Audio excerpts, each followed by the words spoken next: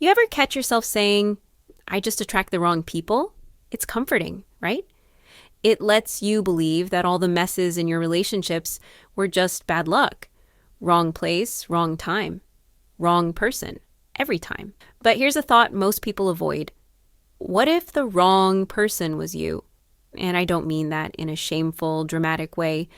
I mean, maybe, just maybe, the red flags weren't flying from someone else's side of the room. Maybe they were showing up in your behavior quietly, repeatedly, unchecked.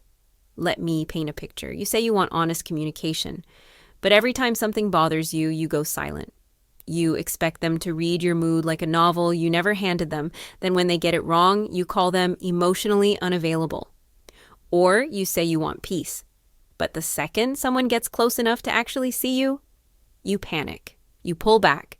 You start nitpicking the small stuff just to feel in control again. You don't call it sabotage, but that's exactly what it is. This is what I call quiet red flags. They don't scream. They don't cause immediate drama. They just slowly erode trust, yours and theirs. And the scary part? Most of them don't feel like red flags while you're doing them. They feel like boundaries. They feel like protecting your peace. They feel like you being independent or unbothered, but often they're just fear in disguise.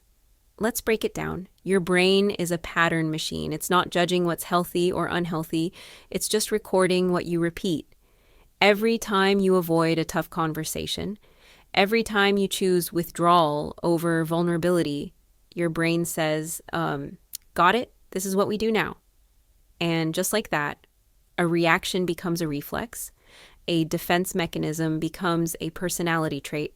And then you start confusing your survival strategies with self-awareness. But there's a difference between healing and hiding. You're not a bad person. You're just stuck in a pattern. And the thing about patterns, they don't change because you read about them. They change when you notice them while they're happening. Let's say your partner says something that feels dismissive. Your instinct is to snap back or shut down.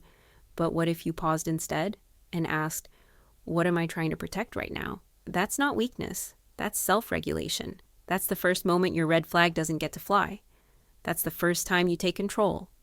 Not over them, but over you. Think of your behavior like a loop. The more often you choose emotional withdrawal or sarcasm or defensiveness, the more familiar it feels. It's like walking the same trail in a forest every day. Eventually, it's not even a choice. It's a groove. You're not deciding where to go anymore. You're just following the path with the least resistance. So what do you do when you realize you're the one carrying red flags? You don't spiral. You don't shame yourself. You observe. This is what I call active emotional observation. It's the same principle used in behavior change. You don't fight the old pattern. You just start building a new one.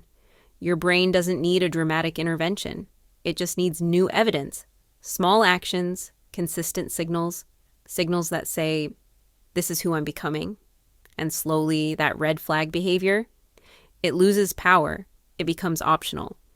Let's talk about defensiveness. Someone gives you feedback and instead of hearing it, you go into explanation mode. You tell them how they misunderstood you. You list your intentions like a lawyer defending a case. But what if you paused and said, thank you for telling me. I need a second to sit with that.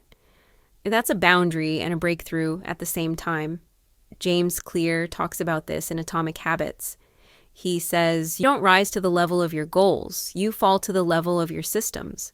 Same goes for emotional growth. You don't rise to the version of yourself you wish you were. You fall into the version you've practiced the most.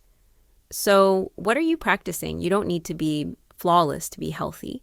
You just need to be honest.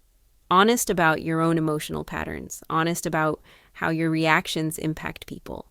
Honest about the fact that sometimes the common denominator in your chaos is you. And that's not a reason to beat yourself up. That's a reason to take your power back. Of course, you can't fix everything in a day, but you can start paying attention to how you speak, to how you react, to how often you deflect, avoid, or overanalyze when a simple sentence would have been enough.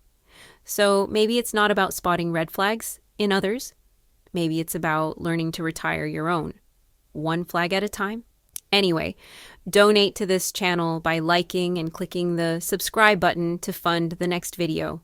See you on the next one.